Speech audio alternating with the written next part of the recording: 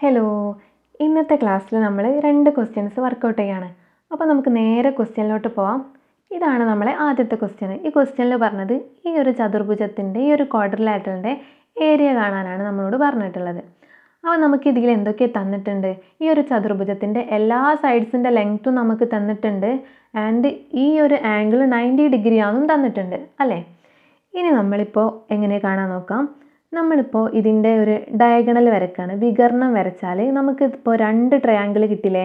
ഇപ്പോൾ ഈ ക്വാഡ്രിലാറ്ററലിൻ്റെ പേര് ABCD ആണെങ്കിൽ നമുക്ക് ABD എന്ന് പറഞ്ഞൊരു ട്രയാങ്കിളും DBC എന്ന് പറഞ്ഞൊരു ട്രയാങ്കിളും കിട്ടിയില്ലേ? ഈ ക്വാഡ്രിലാറ്ററലിൻ്റെ ഏരിയ എന്ന് പറയുന്നത് ഈ 2 ട്രയാങ്കിളിൻ്റെ ഏരിയയും കൂടി കൂട്ടണതല്ലേ? ഇനി നമുക്ക് ഇതിൽ നിന്നൊരു ഈ D എന്തായിരിക്കും നമുക്ക് ഇതിൽ നിന്ന് കാണാം. എങ്ങനെ കാണാം? ഇത് ഈ 2 സൈഡ്സും തന്നിട്ടുണ്ട് ആൻഡ് ഇതൊരു റൈറ്റ് ആംഗിൾ ട്രയാങ്കിൾ ആണ്. അപ്പോൾ നമുക്ക് പൈതഗോറസ് തിയറം വെച്ചിട്ട് ഈ BD എന്ന് പറഞ്ഞ സൈഡ് കാണാം അല്ലേ? എന്താണ് പൈതഗോറസ് തിയറം പറയുന്നത്? ഹൈപ്പോട്ടന്യൂസിൻ്റെ സ്ക്വയർ, അതായത് BD square is equal to BC square plus DC square എന്നല്ലേ? അതിൽ BD സ്ക്വയർ ആണ് നമുക്ക് കാണേണ്ടത്. BC എന്താണ്? 16 സ്ക്വയർ പ്ലസ് 14ൻ്റെ സ്ക്വയർ. 16ൻ്റെ സ്ക്വയർ എന്താണ്?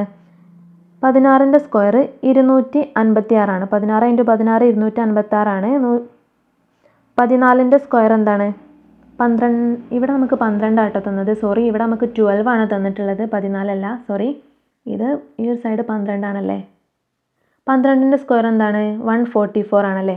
ഇനി നമ്മൾ ഇത് ആഡ് ചെയ്താൽ നമുക്ക് എന്തായിരിക്കും കിട്ടുക? 400 കിട്ടും അല്ലേ? അപ്പോൾ BD സ്ക്വയർ നമുക്ക് 400 കിട്ടും. അപ്പോൾ BD എന്ന് പറയുന്നത് എന്തായിരിക്കും? √400. √400 എന്താണ്? 20 അല്ലേ? അപ്പോൾ നമുക്ക് ഈ ഒരു സൈഡ്, ഈ ഒരു BD എന്ന് പറയുന്ന സൈഡ് നമുക്ക് എന്ത് കിട്ടി? ഈ ഒരു ഡയഗണൽ നമുക്ക് 20 സെൻറ്റിമീറ്ററിന് കിട്ടി അല്ലേ? ഇനി നമുക്ക് ഈ ഒരു ട്രയാങ്കിളിലേക്ക് നോക്കുക. അതായത് ട്രയാങ്കിൾ ABD. ട്രയാങ്കിൾ ABD എന്ന് പറയുന്നത് അതിൻ്റെ പ്രത്യേകത എന്താണ്? ഈ 2 സൈഡ്സും 26 സെൻറ്റിമീറ്റർ അല്ലേ? 2 സൈഡും തുല്യമായിട്ടുള്ള ഒരു ട്രയാങ്കിൾ നമ്മൾ എന്താണ് പറയുന്നത്? ഐസോസ്ലസ് ആണല്ലേ? ഐസോസ്ലസ് ട്രയാങ്കിൾ ആണ്, അതായത് സമപാർശ്വ ത്രികോണാണല്ലേ? ഒരു സമപാർശ്വ ത്രികോണത്തിൻ്റെ ഉയരം അതിൻ്റെ ബേസിൻ്റെ മിഡ് പോയിന്റിനെയാണ് കട്ട് ചെയ്യുക. അതായത് ഇതിൻ്റെ ഈ ഹൈറ്റ് എന്ന് പറയുന്നത് അതിൻ്റെ ആ താഴെയുള്ള ബേസ് ഉണ്ടല്ലോ, അതിൻ്റെ മിഡ് പോയിന്റിനായിരിക്കും കട്ട് ചെയ്യുക. അപ്പോൾ നമുക്ക് ഈ ഒരു ഭാഗം മൊത്തത്തിൽ നമുക്ക് 20 ഉണ്ട്. അപ്പോൾ അതിൻ്റെ മിഡ് പോയിന്റ് കട്ട് ചെയ്യുമ്പോൾ നമുക്ക് ഇവിടെ ഒരു 10 സെൻറ്റിമീറ്ററും ഇവിടെ ഒരു 10 സെൻറ്റിമീറ്ററും അല്ലേ ഉണ്ടാവുക? ആണല്ലേ? ഇനി നമുക്ക് ഓരോ ട്രയാങ്കിളിൻ്റെ ഏരിയ കാണാം. ആദ്യം നമുക്ക് ഈ ഒരു ട്രയാങ്കിളിൻ്റെ ഏരിയ കാണാൻ ഈ ഒരു ട്രയാങ്കിളിൻ്റെ ഹൈറ്റ് വേണം. അത് നമുക്ക് കിട്ടിയിട്ടില്ല. അപ്പോൾ ആദ്യം നമുക്ക് ഇത് കാണാം. ഈ ഒരു ഹൈറ്റ് നമുക്ക് കാണാം. എങ്ങനെ കാണാം? ഇതിൽ പൈതഗോറസ് തിയറം അപ്ലൈ ചെയ്താൽ പോലെ. അപ്പോൾ നമുക്ക് ഇതൊരു AO എന്ന് നെയിം ചെയ്താൽ AO സ്ക്വയർ എന്ന് പറയണത് അല്ലല്ലേ, സോറി, ഹൈപ്പോട്ടന്യൂസിൻ്റെ സ്ക്വയർ എന്ന് പറയണത് AB സ്ക്വയർ എന്ന് പറയണത് AB square is equal to AO. ഇത് റൈറ്റ് ആംഗിൾ ട്രയാങ്കിൾ ആയിരിക്കും. അപ്പോൾ ഇതായിരിക്കില്ലേ ഹൈപ്പോട്ടന്യൂസ്?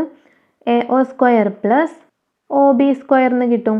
അപ്പോൾ നമുക്കിതിൽ AB നമുക്കറിയാം 26 square is equal to AO ആണ് നമുക്ക് കാണേണ്ടത്. AO സ്ക്വയർ പ്ലസ് OB നമുക്കറിയാം എന്താണ്? 10 സ്ക്വയർ ആണ്. അപ്പോൾ 26ൻ്റെ സ്ക്വയർ 26 × 26 676 ആണ്. AO സ്ക്വയർ പ്ലസ് 100 ആണല്ലേ 10ൻ്റെ സ്ക്വയർ. ഇതിൽ നമുക്ക് AO സ്ക്വയർ എന്താണ്? 676 മൈനസ് 100 ആണ്. ദാറ്റ് ഈസ് ഈക്വൽ ടു എന്താണ്? 576 അല്ലേ? ഇനി നമുക്ക് ഇതിൽ നിന്ന് AO എന്ന് പറയുന്നത് എന്താണെന്ന് കിട്ടും?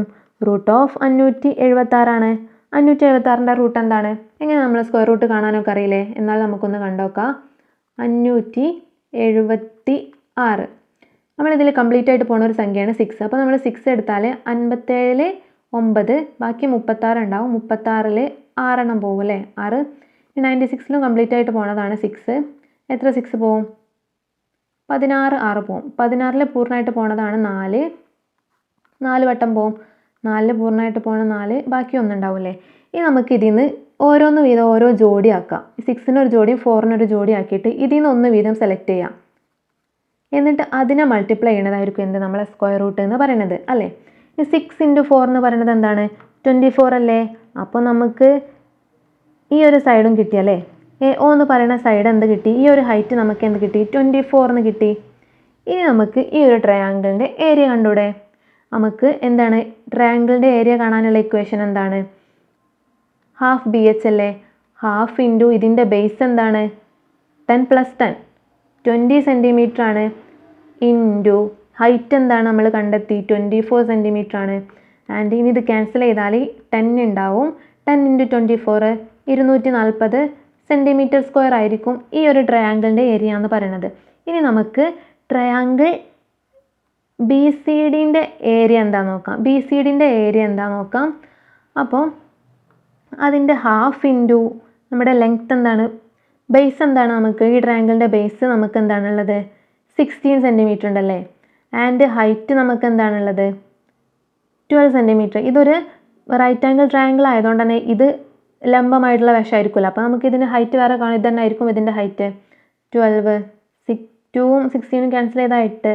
8 × 12 എന്താണ് 96 അല്ലേ. അപ്പം ഈ ഒരു ട്രയാങ്കിളിൻ്റെ ഏരിയ 96ഉം കിട്ടി. ഇനി നമുക്ക് ആ ക്വാഡ്രിലാറ്ററൽ എ ബി സി ഡിൻ്റെ ഏരിയ എന്തായിരിക്കും, അത് രണ്ടും കൂടെ ആഡ് ചെയ്തതായിരിക്കും അല്ലേ. രണ്ട് ട്രയാങ്കിളിൻ്റെ ഏരിയയും കൂടെ ആഡ് ആയതായിരിക്കും അല്ലേ. അപ്പോൾ നമുക്കിതെന്താ കിട്ടുക, 336 സെൻറ്റിമീറ്റർ സ്ക്വയർ ആയിരിക്കും ഈ ഒരു ക്വാഡ്രിലാറ്ററലിൻ്റെ ഏരിയ എന്ന് പറയുന്നത് അല്ലേ. ഈ ഒരു ക്വസ്റ്റ്യന് ഓക്കെ അല്ലേ. അപ്പോൾ എന്നാൽ നമുക്ക് നെക്സ്റ്റ് ക്വസ്റ്റ്യനിലോട്ട് പോവാം. നമ്മൾ അടുത്ത ക്വസ്റ്റ്യൻ ഇതാണ്. The 3 lines in the pic below is parallel. Prove that the area of the quadrilateral ABCD and PQRS are in the ratio of length of diagonals AC and PR. അതായത് ഈ 3 ഡയഗണൽസും parallel ആണ്, സമാന്തരമായിട്ടാണ് നിൽക്കുന്നത്.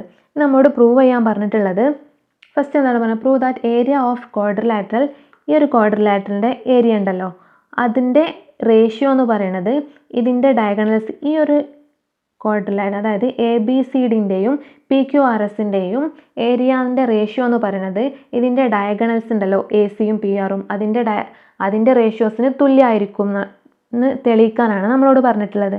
അപ്പോൾ നമ്മളെങ്ങനെ നോക്കാം, A B C ഡിൻ്റെ ratio is to P Q R എസിൻ്റെ ratio ഡയഗണൽസിൻ്റെ റേഷ്യോക്ക് തുല്യമായിരിക്കും എന്നാണ് പറയാൻ പറഞ്ഞിട്ടുള്ളത്. ഇതിൻ്റെ പരപ്പളവാണ് കേട്ടോ പറഞ്ഞത്. നമുക്കിത് D1 ആണ്, ഇത് H1 ആണ്, ഇത് H2 ആണ്, അതുപോലെ ഇത് D2 ആണ്, ഡയഗണൽ 2 ആണ്, ഇത് H1 ആണ്, ഈ ഒരു ക്വാഡ്രിലാറ്ററിൻ്റെ H2 ആണ്. ഇനി നമുക്ക് area of A B C D എന്തായിരിക്കും, half into D1 into H1 plus H2 ആയിരിക്കും അല്ലേ. അത് ഈസ് ടു ഈ പി ക്യു ആർ എസിൻ്റെ ഏരിയ എന്തായിരിക്കും, half into D2 into H1 plus H2 എന്നായിരിക്കും അല്ലേ. ഇനി നമുക്ക് ഈസ്റ്റ് ആകുമ്പം ഒരുപോലെ ഉള്ളതൊക്കെ ക്യാൻസൽ ചെയ്തൂടെ, ഹാഫും ക്യാൻസൽ ചെയ്യാം, H1 പ്ലസ് H2 ക്യാൻസൽ ചെയ്യാം, H1 പ്ലസ് H2 ക്യാൻസൽ ചെയ്യാം. ഇനി നമുക്ക് ഇവിടെ ഉള്ളത് D1 ഈസ് ടു D2 എന്നാണ്. അപ്പോൾ നമ്മളോട് പ്രൂവ് ചെയ്യാൻ പറഞ്ഞിട്ടുള്ളത് എന്താണ്, ഈ ഒരു ഇതാണ് പ്രൂവ് ചെയ്യാൻ പറഞ്ഞിട്ടുള്ളത്, പി ക്യു ആർ എസ് ചതുർഭുജങ്ങളുടെ പരപ്പളവുകൾ തമ്മിലുള്ള അംശബന്ധം എ സി പി ആർ എന്നീ വികരണം, അതായത് നമ്മുടെ എ സി പി ആറിന്, അതായത് D1 എന്ന് പറയുന്നത് എന്താണ് എ സി അല്ലേ, A C is to D2 എന്താണ് D2 എന്ന ഈ വികരണം എന്താണ് പി ആർ അല്ലേ. നമ്മളോട് പ്രൂവ് ചെയ്യാൻ പറഞ്ഞിട്ടുള്ളത് അതന്നല്ലേ. അതായത് ഈ രണ്ട് ക്വാഡ്രിലാറ്ററലിൻ്റെ ഏരിയകൾ തമ്മിലുള്ള അംശബന്ധം എന്ന് പറയുന്നത് ഇതിൻ്റെ ഡയഗണലിൻ്റെ നീളത്തിൻ്റെ അംശബന്ധങ്ങൾക്ക് തുല്യമായിരിക്കും എന്നാണ് പറഞ്ഞിട്ടുള്ളത്. അപ്പോൾ നമ്മളത് പ്രൂവ് ചെയ്തില്ലേ, ഇതൊക്കെ അല്ലേ. ഇനി നമുക്ക് നെക്സ്റ്റ് പാർട്ട് നോക്കാം. എന്താണ്, how should the diagonal be related for the quadrilateral to how equal areas, അതായത് പരപ്പളവുകൾ തുല്യമാണെങ്കിൽ വികരണങ്ങളുടെ നീളം എന്തായിരിക്കും. ഏരിയാസ് എ ബി സി ഡിൻ്റെയും പി ക്യു ആർ എസിൻ്റെയും ഏരിയാസ് രണ്ടും തുല്യമാണെങ്കിൽ, അതായത് ഇതിൻ്റെ ഏരിയയും പി ക്യു ആർ എസിൻ്റെ ഏരിയയും തുല്യമാണെങ്കിൽ ഡയഗണൽ എന്തായിരിക്കും എന്നാണ് ക്വസ്റ്റ്യൻ.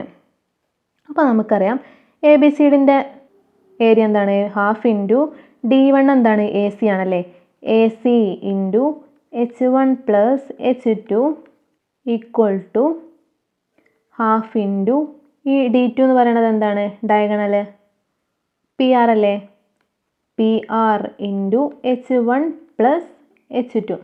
ഒരുപോലുള്ളതൊക്കെ നമുക്ക് ക്യാൻസൽ ചെയ്യാം, ഹാഫും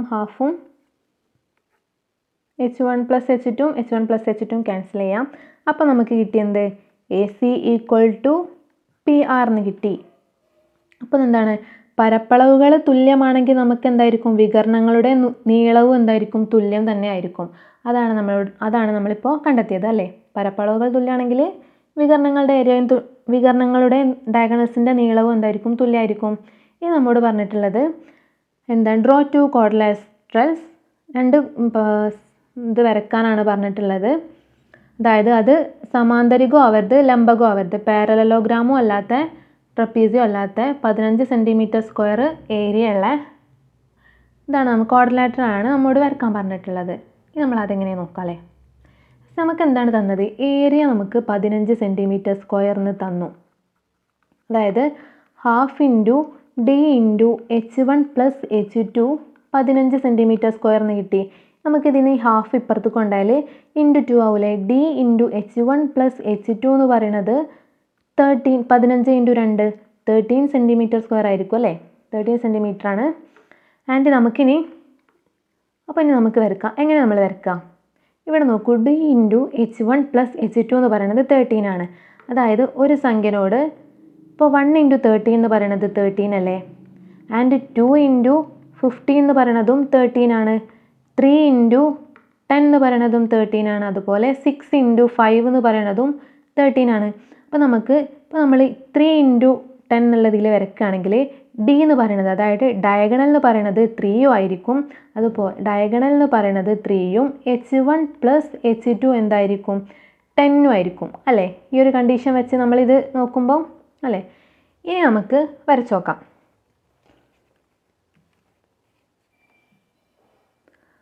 ആദ്യം നമുക്ക് 2 പാരലൽ ലൈൻസ് വരക്കാം. ആദ്യം ഒരു പാരലൽ ലൈൻ വരക്കാം. എന്നിട്ട് നമ്മുടെ h1 h2, അതായത് ഈ h1 + h2 എന്ന് പറയുന്നത് ഈ ഒരു ഹൈറ്റ്, മേലത്തെ h1 + h2 എന്ന് പറയുന്നത് എന്താണ്, ഈ 2 സമാന്തര വരകളുണ്ടല്ലോ, ഈ 2 പാരലൽ ലൈൻസിൻ്റെ ഇടയിലുള്ള ഈ ഒരു ഡിസ്റ്റൻസ് ആണ് എന്ത്, h1 + h2 എന്ന് പറയുന്നത്. അത് 10 ആണല്ലേ. അത് 10 ആണെന്ന് നമുക്കറിയാം. ഇനി അതുപോലെ നമുക്ക് ഡയഗണൽ നമുക്ക് ഒരു പാരലൽ ലൈനും കൂടി വരക്കാം. ഇനി നമുക്ക് ഈ ഒരു ഡിസ്റ്റൻസ് 10 ആട്ടോ, ഇവിടെ മുതൽ ഇവിടെ വരെയുള്ള ഡിസ്റ്റൻസ്, അതായത് h1 + h2 എന്നുള്ളൊരു ഡിസ്റ്റൻസ് നമുക്ക് 10 ആണല്ലേ. നമുക്ക് ഡയഗണൽ എന്താണ്, 3 അല്ലേ. അപ്പോൾ നമ്മൾ 3 മാർക്ക് ചെയ്യാം, 3 cm മാർക്ക് ചെയ്യുക. ഇവിടെ 3 cm ആൻഡ് ഇതും 3 cm മാർക്ക് ചെയ്യാം. എന്നിട്ട് നമ്മൾ ഒരു ക്വാഡ്രിലാറ്ററൽ അങ്ങോട്ട് വരക്കാം. ക്വാഡ്രിലാറ്ററൽ ഇങ്ങനെ ജോയിൻ ചെയ്യിപ്പിക്കാം. ഇപ്പോൾ നമ്മളോട് പറഞ്ഞ കണ്ടീഷനിലുള്ള ക്വാഡ്രിലാറ്ററലാണ് നമ്മളിപ്പോൾ വരയ്ക്കുന്നത് അല്ലേ. ഡയഗണൽ 3 ഉണ്ട്. ഇതിങ്ങോട്ട് നോക്കൂ, ഇതിൻ്റെ ഡയഗണൽ എന്താണ്, 3 ആണ്. 2ൻ്റെ ഡയഗണലും 3 ആണ്. ആൻഡ് ഇതിൻ്റെ ഇടയിലുള്ള h1 + h2, അതായത് ഈ ഒരു ഇതിൻ്റെ h1 ഇതായിരിക്കും, h2 ഇതായിരിക്കും. അതുപോലെ തന്നെ ഈ ഒരു ക്വാഡ്രിലാറ്ററിൻ്റെ h1 ഇതായിരിക്കും, h2 എന്ന് പറയുന്നത് ഇതുമായിരിക്കും അല്ലേ. ഇതിൻ്റെ 2ൻ്റെ ലെങ്ത്തും 10ഉം ഡയഗണൽ 3 ആയിട്ടുള്ള ഒരു ക്വാഡ്രിലാറ്റർ നമ്മൾ വരച്ചു കഴിഞ്ഞു അല്ലേ. അപ്പോൾ ഈ ചാപ്റ്ററിൽ നമുക്ക് ഇത്രയാണ് ഡിസ്കസ് ചെയ്യാനുള്ളത്. അതോടെ ഈ ചാപ്റ്റർ കഴിഞ്ഞിട്ടുണ്ട്. ഇനി എന്തെങ്കിലും ഡൗട്ടോ കാര്യങ്ങളൊക്കെ ഉണ്ടെങ്കിൽ ചോദിക്കാം.